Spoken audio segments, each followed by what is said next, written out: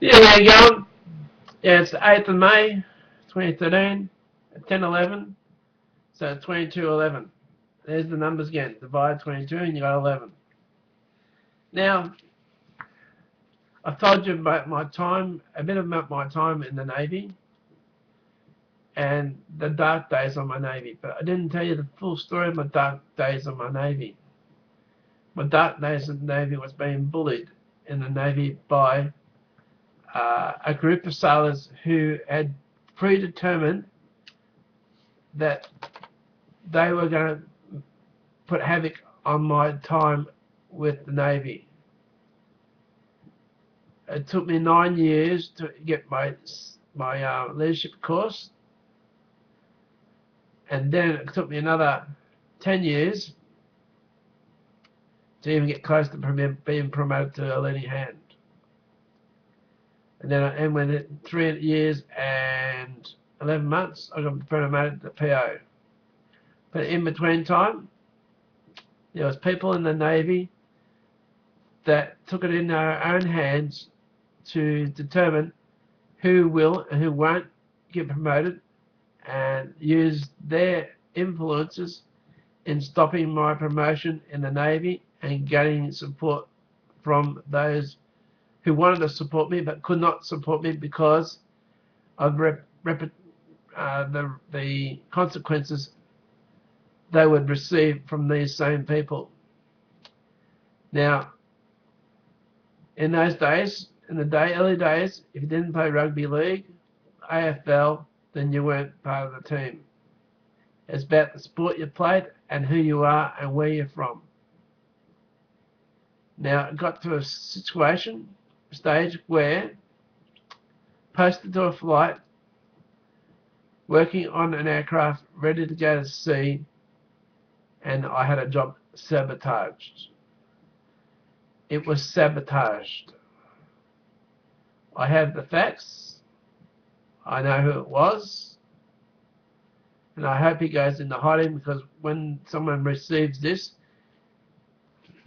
in the DART team, the Navy, or Defence Abuse Response Team, they're calling it the DART team, because they say they're going to throw the dart on the board. If wherever it lands on the board determines who they're going to look after and who they're going to give money to. Well, I think they missed the board when they're looking at me. There's 28 pages of stuff I've got to fill out for the time and the abuse that was put on me in the Navy. Now, I rang him up, I gave him a call today and said to him, I don't feel comfortable about filling this out and signing my name to it, and knowing that the consequences could still be there, not only on me, but also to my family.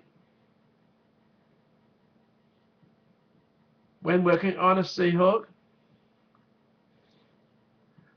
there was a sabotage occurred, and a consequence of that sabotage of me to fight the fact that I didn't do anything wrong, went as high as Sydney to falsify documents to show that I was in the wrong, when in actual fact the whole process was that I wasn't in the wrong. I had done the right thing. I had done everything I had to do to make sure it was serviceable before it was ready to fly. As a matter of fact, I found the sabotage before it even got there. The sabotage was happening before it actually got out on the line, and the person who instigated it is now part of Raytheon. I won't give a name now, but beware, that person is still out there. Now, he's also got friends who did the cover-up. The cover-up was at Nelms, and those people who was part of that cover-up is now a Commodore. Now, when the DART team hears all about what's this is and realizes and looks into my file, they realize there's things missing from my file because people took things out of my file to cover up more of their consequences of what they've done to me.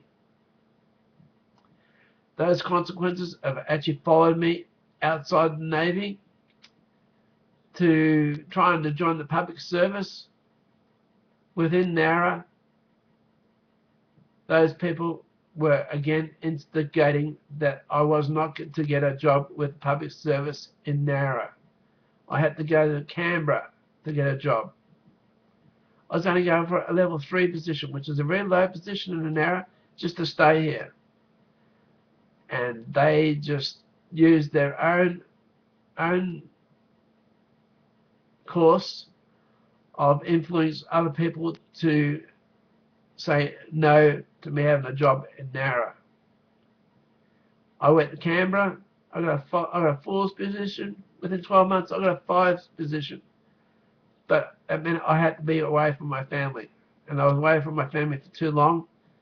And then the consequences was that another person got involved and said if I wanted to come home to see my mum before she dies, I would have to resign. And I had to resign to come home. Rather than being transferred in the same position to another job within NARA, I had to get out. The consequences of these people follows me even outside in the civilian world.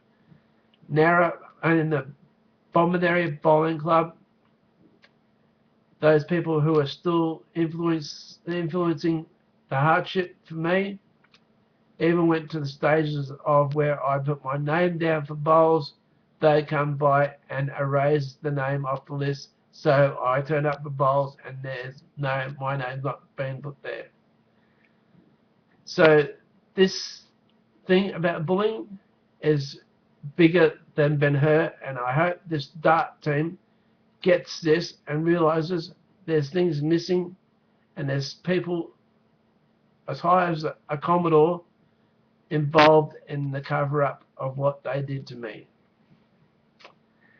Now, that's my hardship for the day. Who we got today is LOBO. And I thought, what a great song to have for my day, for my say. Don't expect me to be your friend. That's what it says. Do not expect me to be your friend. And here is LOBO with it.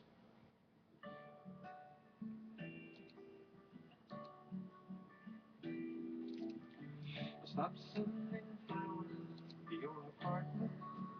You said you weren't home much anymore. I stopped dropping by without an appointment, 'cause I'd hear laughter coming through your door.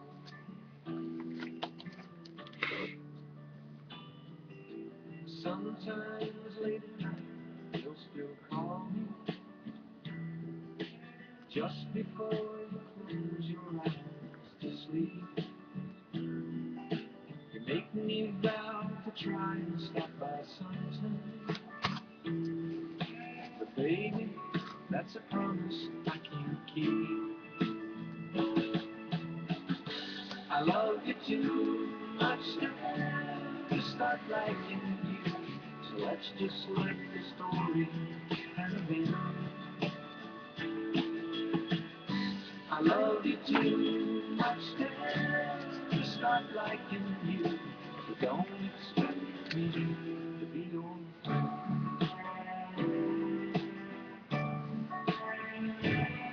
I don't walk down through the village where the places that we used to go to all the time, trying to erase you from my memory, 'cause thinking of you jumbles up my mind. I love you too much to start liking you, so let's just let the story begin. I love you too much to ever start liking you, so don't expect me to be your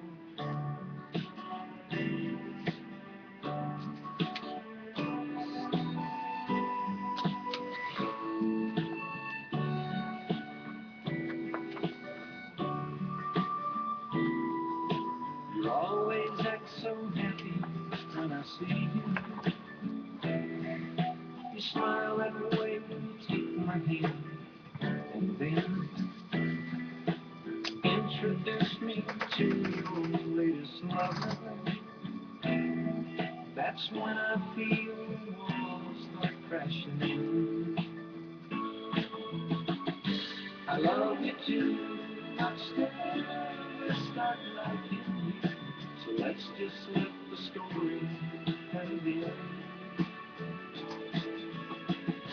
I love you too much to ever start liking you, so don't expect me to be your friend.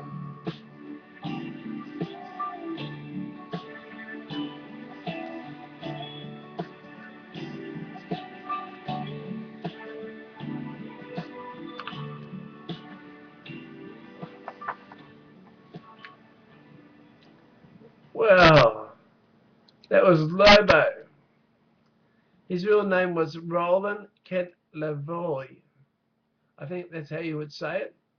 Known by the stage name Lobo. Born July 31, 1943, is an American singer-songwriter who was successful in the early 1970s, scoring several US top 10 hits, including Me and You and A Dog Named Bo. Boo. I'd love you to want me. Don't expect me to be your friend. Early years. Born in Tallahassee, Florida, Lavoie was raised by his mother in Winter Haven, Florida, with his 6 siblings. He began his music career in 1961 as a member of a local band, The Rumors. The band included Graham Parsons, Jim Stafford, as well as the drummer John Cornell, who later joined Parsons' International Submarine Band. In 1964, while attending the University of South Florida, Lavoie joined a band called the Sugar Beats and met producer Phil Gernhardt. He recorded a regional hit for the band, a cover of John Rivers' song, What Am I Doing Here?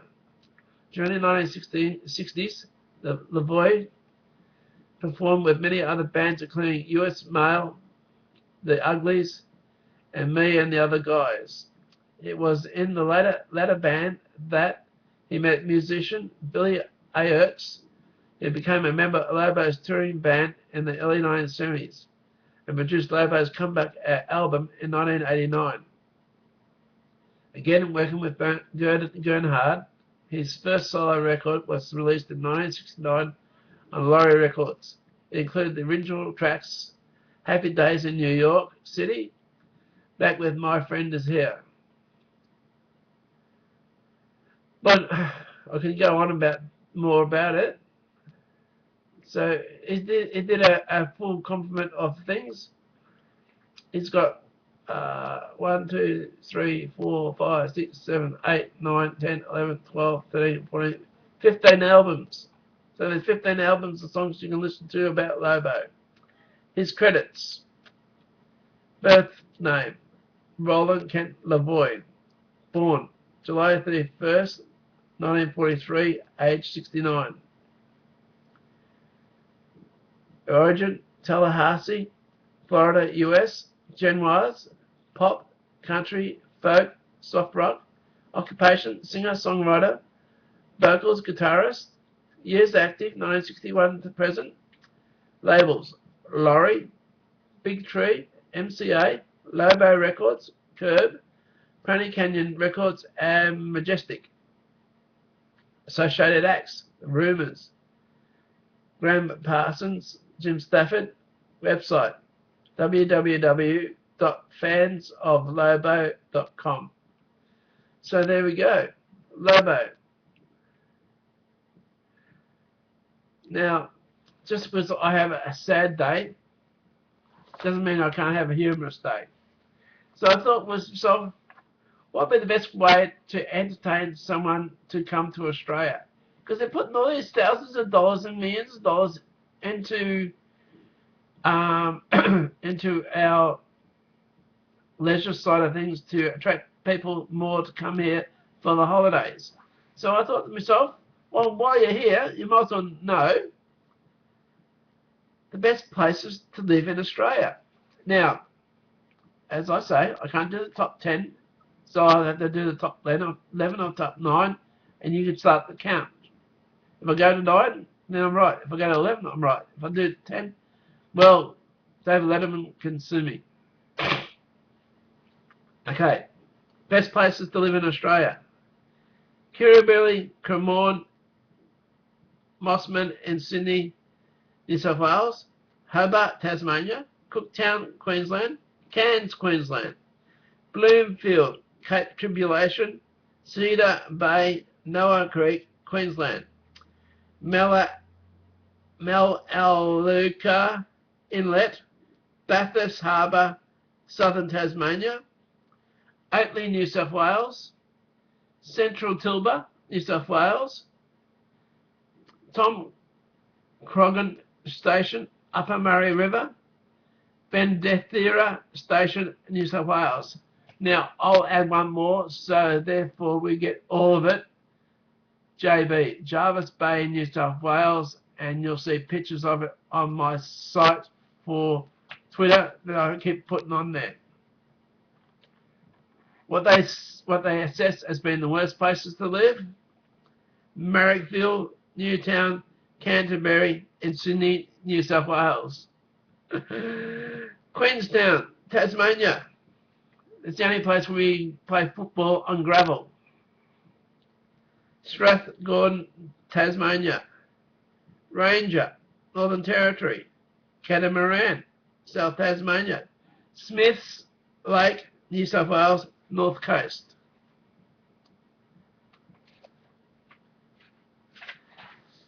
Happy Valley, Fraser Island. Barry Gill, Northern New South Wales. Port Kembla, New South Wales. It's in the Wollongong. The Ironworks. So when the Newcastle doesn't get in for that as well. Then we've got Eden, New South Wales. Why wouldn't that be a good place to be? Eden's a nice place to be. One of Australia's most beautiful natural harbours, in which the prime position has been given to an ugly Japanese chip mill. Oh, that's why it is. So, when in Australia, there are places to go and places don't go. So, if anyone wants to say or make a statement on my behalf, back to the DART team. Yeah, all I have to do is look up Defence Abuse Response Task Force. There should be a website somewhere. So if you could actually look that up,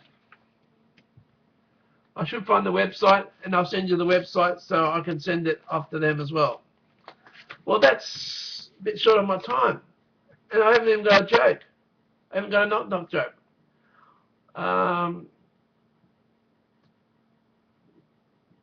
Well, there was. I can do a knock-knock with the Blabbers. Blabbers, come on. YouTube. I'll send this to them as well, and we'll cross lines. If someone else out there knows if I could Skype at the same time as I do this, then it would be really good. But I don't think it will allow it. I think it will mess up the system, and it will just destabilize and cut short, and it'll, close itself down. Well, that's my 20 minutes. 8th of May, 2013, and it's 10:32. So it's 22:32, and we'll catch you tomorrow. And tomorrow's song we have Dead Skunk. That goes well with not having a friend, a dead skunk. There'll be a dead skunk in the middle of the road. Loudon Wainwright the third sung it. Alright, catch us again tomorrow. Love is all. Bye.